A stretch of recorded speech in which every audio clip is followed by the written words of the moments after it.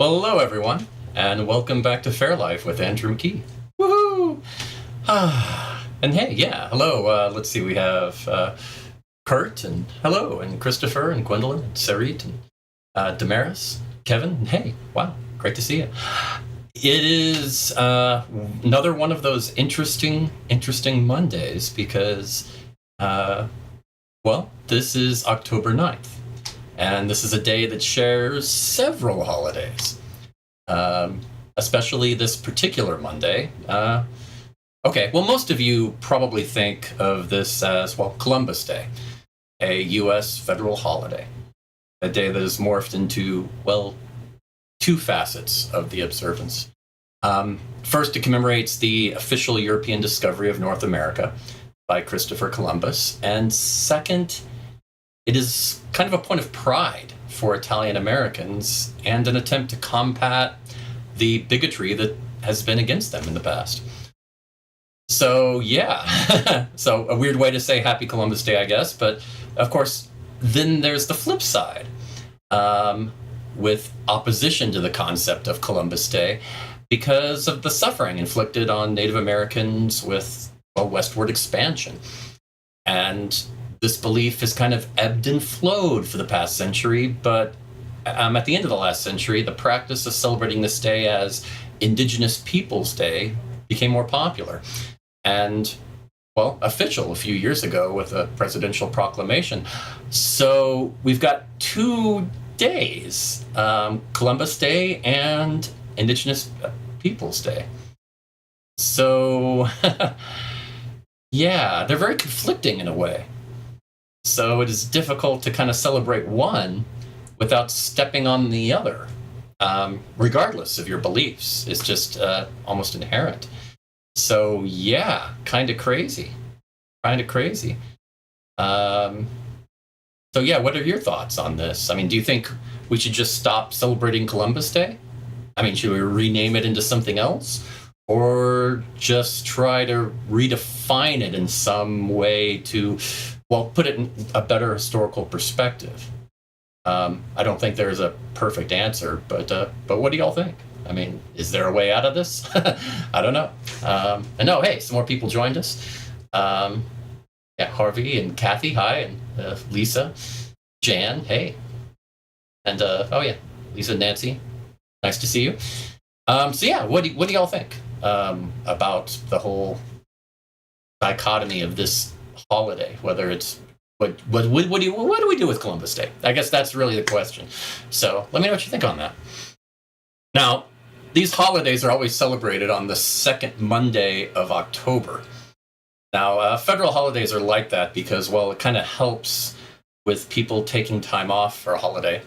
Because if the holiday was always on a particular date, it would rotate year to year. So, I mean, we might get a holiday on a Wednesday and, a Thursday or something like that, which doesn't really work as well with vacations. So, I mean, always putting it on a Monday gives more of a vacation option for that 3-day weekend. So yeah, the second Monday in October it is, and it has been for a good while. So yeah, you know what other holiday is on the second Monday in October? Anyone? Canadian Thanksgiving. Right. So happy Thanksgiving to our Canadian neighbors. Hello. Historically, Canadian Thanksgiving has been, held on different dates and different seasons over the years and the centuries. But it's been pretty stable, fairly consistent on the second Monday in October for the last 100 years or so. Almost 100 years. So yeah, they've always held it on that second Monday in October for, as long as most of us have been alive, at least. And it's definitely more low-key than the American Thanksgiving. That's for sure. But, I mean, that makes sense because, Canadians are traditionally more low-key than Americans, so not a big shock. But, hey, they do have a couple of special Canadian football games that they do on Canadian Thanksgiving, so we have that in common at least. Always good. Always good. Woo! Ooh, all right. Well, hello, everyone.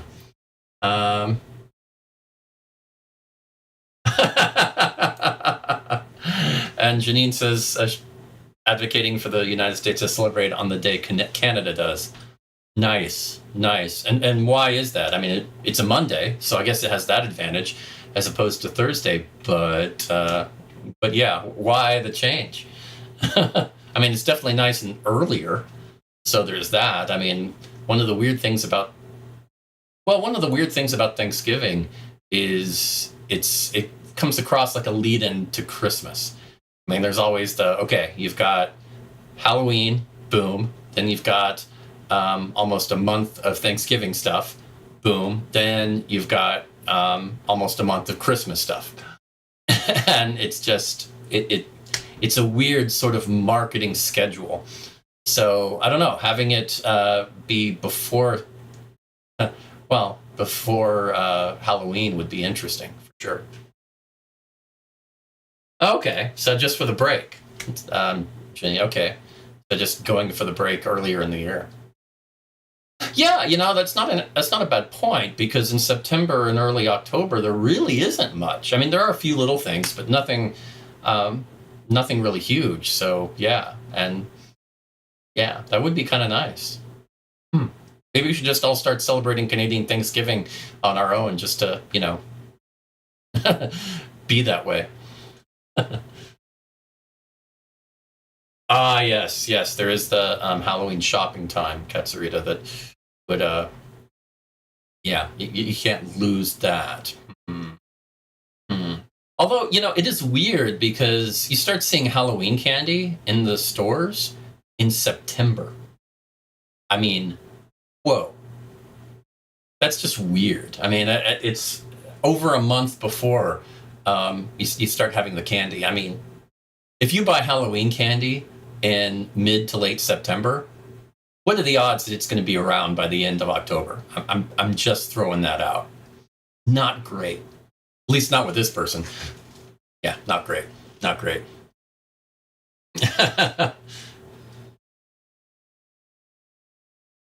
Right? Right?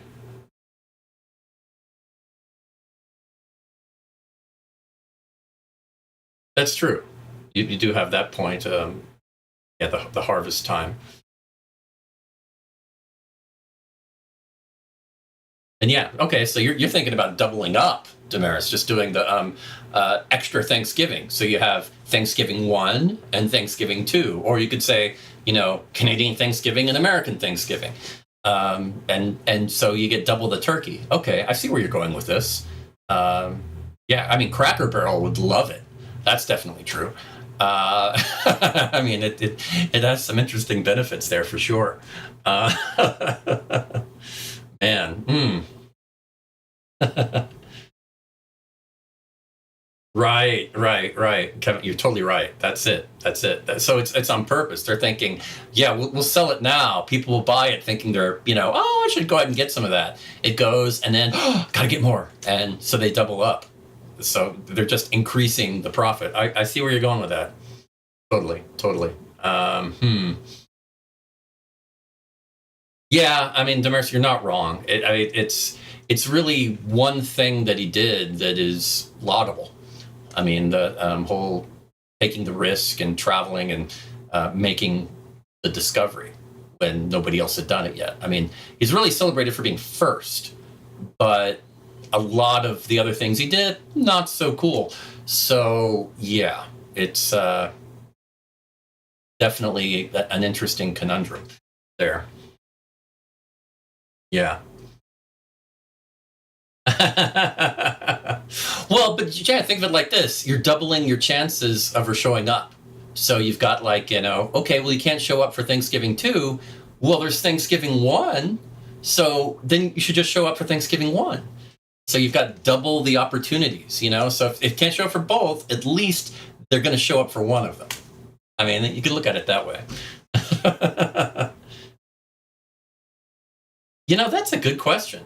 I'm more of a Southern boy, so I don't really know, Harvey, if there are Cracker Barrels up north. Actually, yeah, if any of y'all know up there, are there Cracker Barrels up? I mean, I know there are some, in the Midwest, but I don't really know close to Canada. I'm not sure. That's a good question.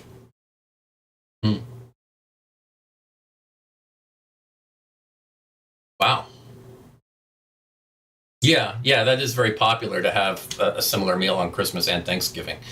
But a Thanksgiving meal every month. Hmm. I mean, I could see, making it a monthly occurrence of saying, I've got so much to be thankful for. I should just every month give thanks. Okay, I like the optimism. I like the I like the view. That's not bad. Yeah. Okay. You make a good point. We'll talk about that in a second, Damaris. Um, I, I mean, I see your point, Janine, but Indigenous Peoples Day. I mean, Thanksgiving isn't exactly a big popular day for Native Americans either. So I don't know. I don't know how that would work. Um, I mean, there. How do I put this? With Native Americans, I mean, and I'm probably the worst person to talk about this, but I'll give it a shot because you should if you can. I mean, there's a lot of resentment over a lot of different things naturally. So, I mean, presidents, a lot of historical figures that really screwed over Native Americans. So, explorers, I mean, all of these different things. It's, yeah, I mean, it's rough. So I don't know how that would work. And yes.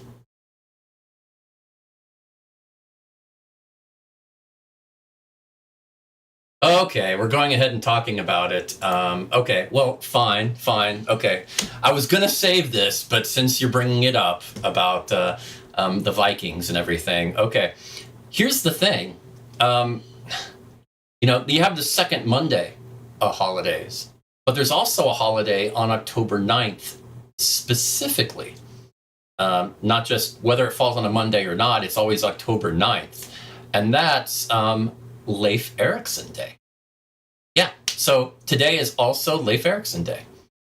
And for those of you wondering, yeah, it kind of looks to us Americans like Leif Erikson. It's actually pronounced Leif. Leif Erikson Day. And I've talked about this holiday in the past. Oh, excuse me, past years, but like Columbus Day and St. Patrick's Day, it's kind of about celebrating the accomplishments of one person, kind of while elevating that country's descendants in America. So, but with Leif, it's kind of hard to argue about this holiday because, well, as an explorer, he really didn't get the recognition that he deserved for a very long time. And it's been fairly recently, and I'll say recently as in, the last 80 years or so, he's finally started to get the recognition he really deserved. But yeah, once they kind of started finding out that no, there's proof here, archaeological evidence that the Vikings did land about 1,000 years ago in around Newfoundland. Newfoundland. Yes. Right. There you go. Today is that day. Yeah, that's interesting, isn't it? That's because that is a thing.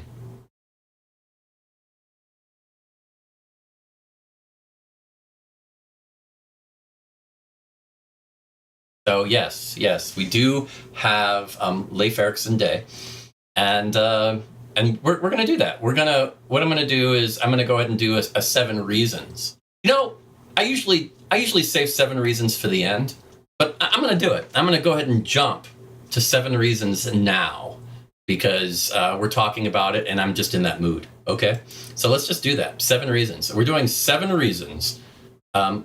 Leif Erikson was pretty cool. So yeah, let's do that. Let's do 7 reasons there. Okay, so here we go. Reason number 7. Leif Erikson was pretty cool.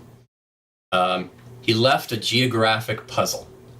Now, most of what we know about well, about the early Vikings was the Icelandic sagas. These are these oral stories that were passed down for generations, eventually written down, and yeah, there are a group of them, and two of them, one titled the Saga of Eric the Red, who is Leif Erikson's father, and the other is called the Saga of the Greenlanders. And they both reference Leif's trip to Newfoundland. So, yeah. I know, right? Got to be wild and crazy. Yeah. Got to do it. So, yes, always cool. Left that geographic puzzle, which is just what happened was they didn't really know. It was all stories. Did they actually travel there? Is this just a sort of a myth? And they used those sagas to try to figure out where those places might have been that they're described. And from that, they actually found some of the locations and artifacts, Viking artifacts, in North America because of research on those stories. And I love that. I mean, creating that sort of literature puzzle. I love that. It's great. So yeah, I mean, very, very Indiana Jones in a way. I really like the way that worked out, trying to track down history through literature, and it works. It worked. So now, of course, some of the stories a little embellished. Let's just be honest. But that's what happens when stories get told and retold and retold. You get that game of telephone. But some of the core stuff is at least fairly accurate. So that's nice. So, all right, number 6. The sixth reason why Leif Erikson, now I'm doing it, Leif Erikson, was pretty cool. Let's see. He went to the family business. Now, of course, you're going to say that, oh, family business, that was like leading some of the Vikings, right? That's not what I mean. He was an explorer, a very good one, obviously.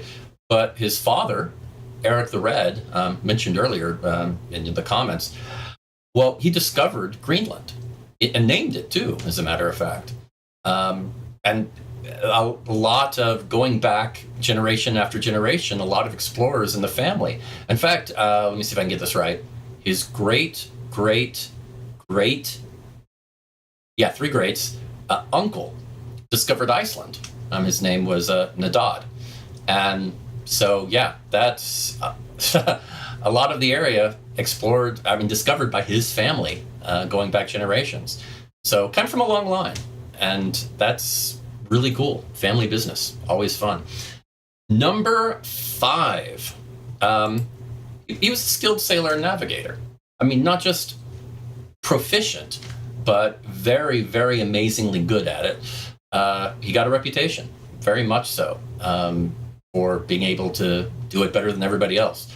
So it wasn't just somebody who delegated. I mean, he could do it himself. Always good. Really? No, that was actually funny. I like that. Okay. Number 4. The fourth reason why Leif Erikson was pretty cool. He followed father as Greenland's chieftain.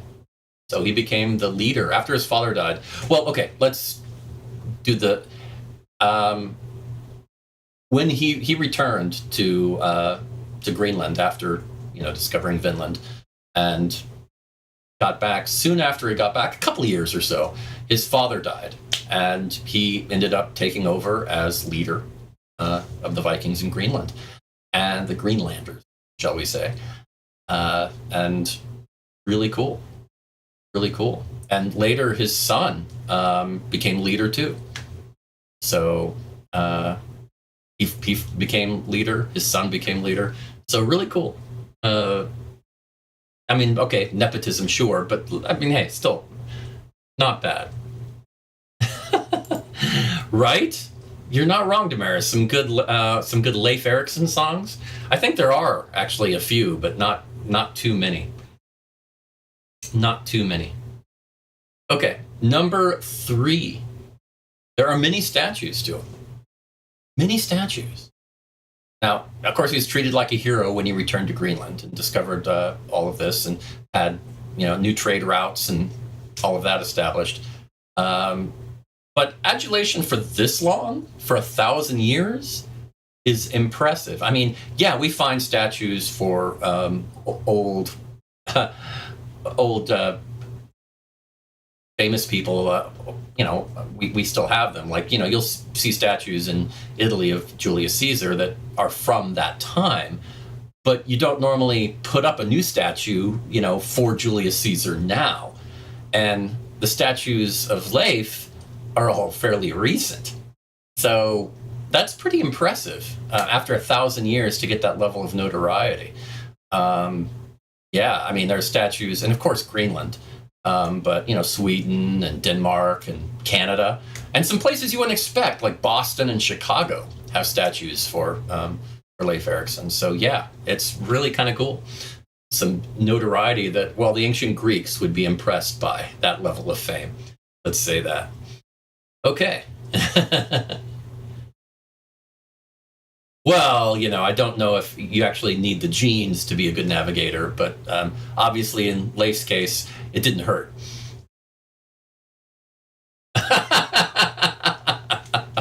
Unemployed in Greenland. Okay. The Leif Erikson, the Viking CD, Unemployed in Greenland. I like this. That's actually really funny. Not too bad at all. Okay, number 2. And this is one of my favorites, obviously. This is the Irish in me. Leif the Lucky was his nickname. And yeah, I mean, what happened was there's a story about this where they'd started trying to do trade routes with the New World, and some sailors got shipwrecked. And they were probably not going to make it in some rocky areas. And what Leif did was got in the boat and went right to them, navigated around these dangerous waters and rocks where normally they weren't supposed to go. Got to them, rescued them, gave them assistance, and brought them back. And everybody was just astounded that he managed to pull that off. And he got this reputation of being incredibly lucky. And they started calling him Leif the Lucky. So yeah, and that name stuck. So yeah, just being really that he just had this reputation of being able to do more than should be possible. Always a good reputation. Fair enough. You get first dibs. Okay, that's cool. That's cool. Well, true, but judging from all the heat that's going on now, it's coming back. Greenland might not be a bad place to go these days in the not too distant future. We'll see.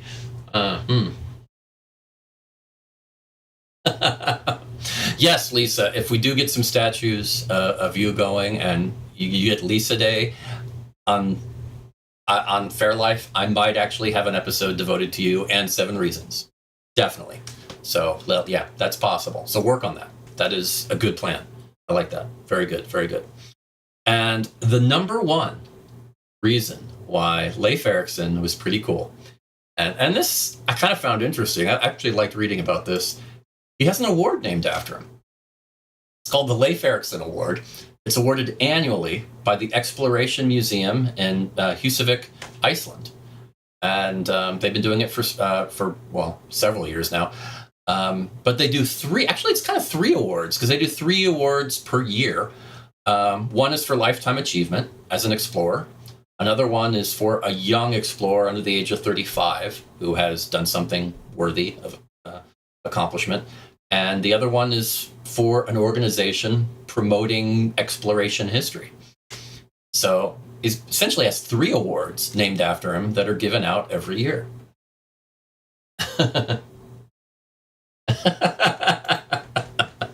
Oh, and now everybody wants to be in on this and see who can be first to get a Faire Life episode made about them.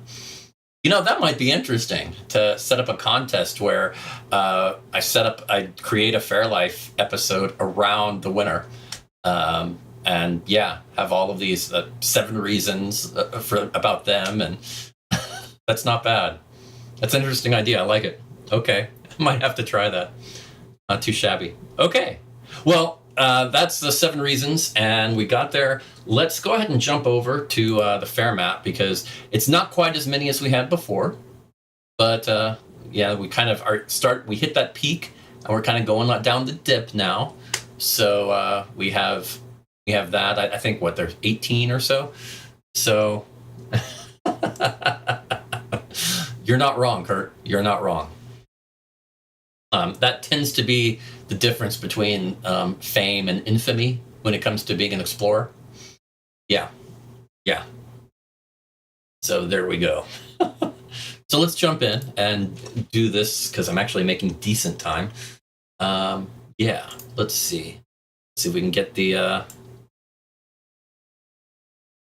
cat-friendly version. Yes, here we go. Yay, we got it. Okay, cat-friendly version it is. All right, starting off, we have, again, the King Richard's Faire in Carver, Massachusetts. And the theme is Love is in the Faire.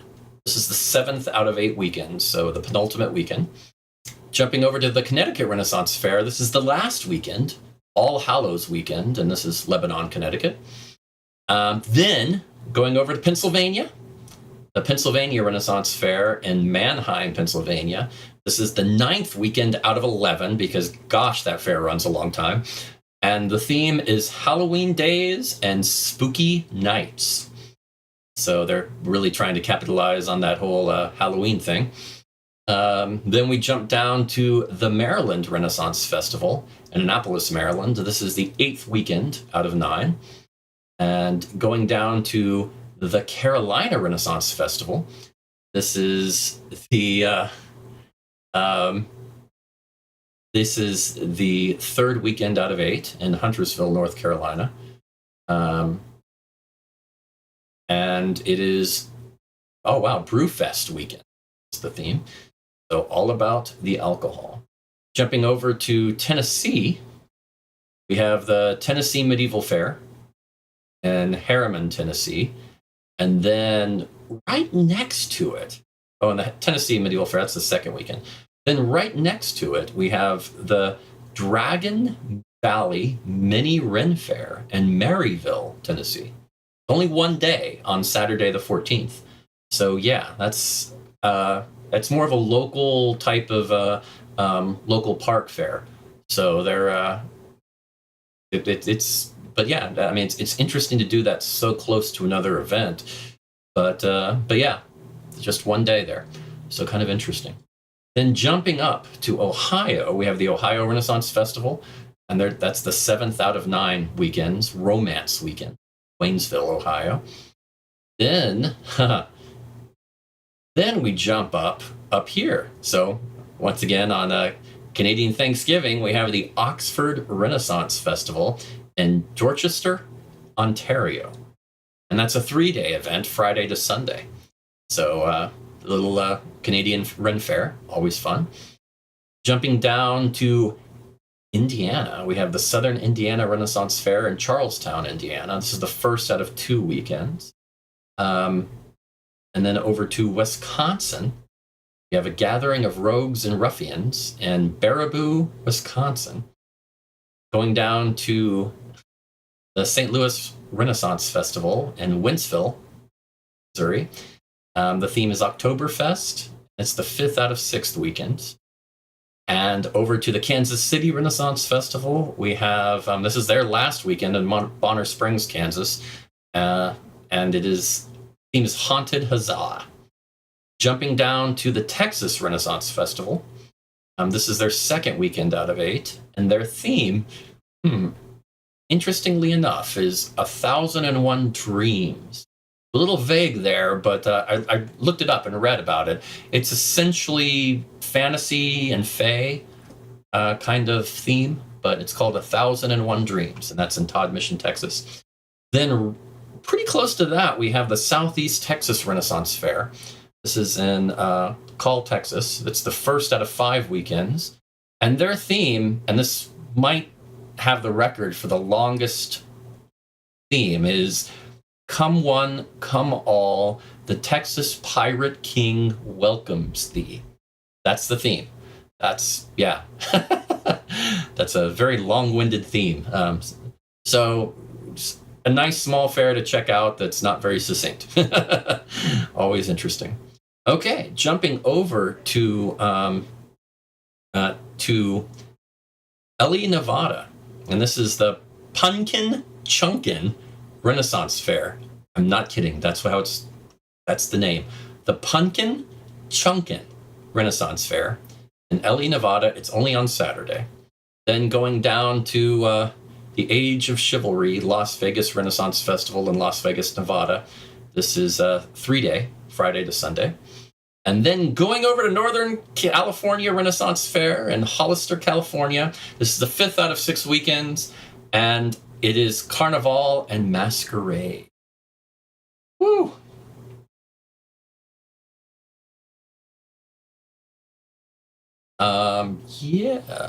Yeah. I'm sorry, did I not say that about a gathering of rogues and ruffians in Wisconsin is just this weekend? It is just this weekend. So, yes, there we go. Alrighty then. And that is our map. So, yeah. Yeah, I think that was 18 fairs for this weekend. So not too bad. A good list. A few one-weekend events, but we're kind of starting to hit that late fall schedule now. And a few of the long fairs are about to start ending either this weekend or the following weekend. So it's going to start going a little less and a little less as time goes on. So I think we kind of peaked at around 23 fairs before. I think that's the maximum. I'm going to have to take a look at that, but I think that's it. Now that's a great idea, Janine. I would so see that. The trebuchets and catapults to throw pumpkins with. That is a wondrous idea. I really hope some fairs are watching this right now because you need that. You definitely need that. Yeah. I like it. I really like that. So I guess it's 7:36 about. So yeah, we'll call it right here. But not too bad. I was trying to set up this show to make it as close to 30 minutes as I could. I think we did all right. Not too bad. I'm going to try to keep the show a little more structured in the future. So there'll be some cool stuff and different things each from week to week, so something to enjoy. But for now, have a good holiday. A lot of things were off today and closed, so hopefully you had a relaxing day, not too bad, and a lot of different options on how to celebrate it. So I hope you have a good one, and as Katsurita so aptly put it, I hope you have a pumpkin chunkin' day. So take care, and I'll see you next week. Have a fair life. Bye.